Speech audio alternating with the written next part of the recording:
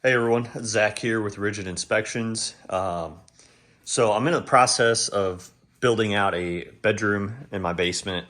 It's basically going to be my office. So I kind of wanted to show you guys what I thought or what I think is the best way to finish out a basement or to basically prep your foundation before framing the walls for your basement rooms, bedrooms, living rooms, whatever. So what I did first was I used a crack sealant and I went around and filled the gap between the floor slab and the foundation wall all the way around. And I used this crack flex sealant here, and I can link this in the description. But it worked out really well. Filled all the gaps really well. And after that, I used this 2-part epoxy, which I will also link in the description, but it mixes it at the nozzle, but it is a 2-part. I had these cracks, which are pretty common coming down from if you have basement windows, they're almost always going to crack at the corners. So I had one there, one there, one there. Well, these two had some staining, so they were letting a little bit of moisture through. So what I did was I used that 2-part along that, and that sealed it up really nice. Did the same up there, and anywhere where there were those metal, can't think of the name of, but basically metal tabs from when the forms were in, they rust and they will let moisture through. So I went around and I sealed all those with that epoxy as well. Had a crack down here. This one was fine. It wasn't letting any moisture through, but I sealed it anyways because I'd rather be safe than sorry. So basically what that's going to do is keep moisture from coming through those cracks, hopefully keep them from expanding anymore. Sealing the floor to the slab, that gap, that's going to prevent radon entry. It's going to prevent moisture from coming up through there, because a lot of times with these newer houses, what I'll see is that there's that gap around the edges, especially at corners, but you'll see efflorescence, which is like a white sediment on the wall basically, and that's a sign that you have moisture coming through that gap. So that's going to prevent that. And you want to do that because once you frame, you're never going to be able to see that, and you could have some mold issues develop over time, stuff like that. And right now, what I'm in the process of is painting my walls with a waterproof paint. I'm using Kills, this is a 12 PSI waterproofer.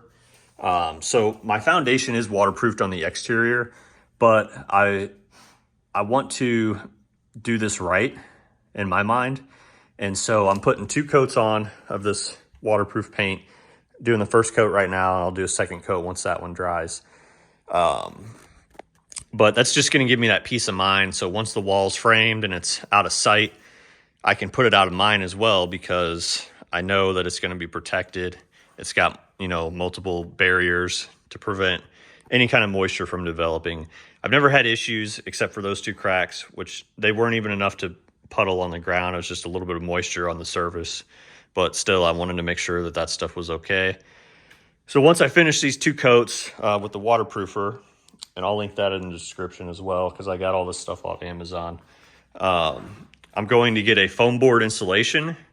I'm going to put that up against the walls. It's going to be a 1/2 inch. I'm going to be doing 4x8 sheets because this is an 8-foot pour.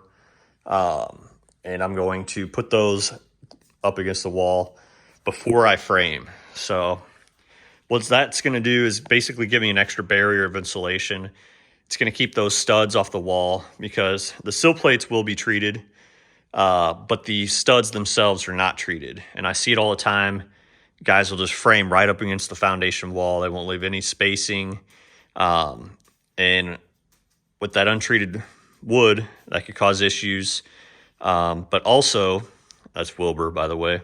What that's going to do is that those studs don't have as good of insulation as insulation does. Obviously, the R value of a wood stud is not very high at all.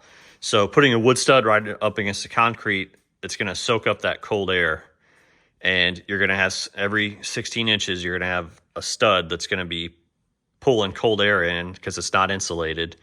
And what that foam board's going to do is give it a gap. It's going to, I'm going to have a 1/2 inch. I think it's an R6 is the stuff I'm going to be using. So I'll have an R6 all the way around before the studs even go in. And then I'm going to have a fiberglass bat in between the studs. So the R value is going to be a lot higher than typical.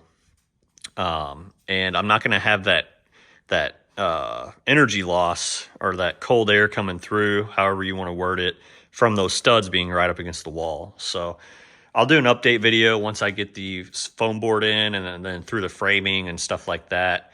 But that's basically where we're at right now. And I just kind of wanted to show you guys what I think ideally is the best way to treat your foundation, whether it's new or old, because like this house is 3.5 years old, but I still want to be proactive about it. But the best way to do it before framing for a bedroom. Another thing I wanted to mention, guys, was spray foam. So I was lucky enough to where my builder spray foamed the rim joists, band boards, whatever you want to call them, all the way around. But I had a radon mitigation system installed after the fact.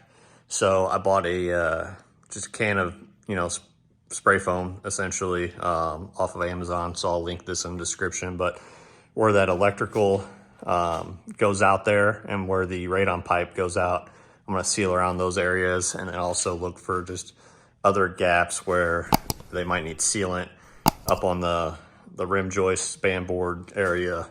That way I can get everything sealed from that spot as well.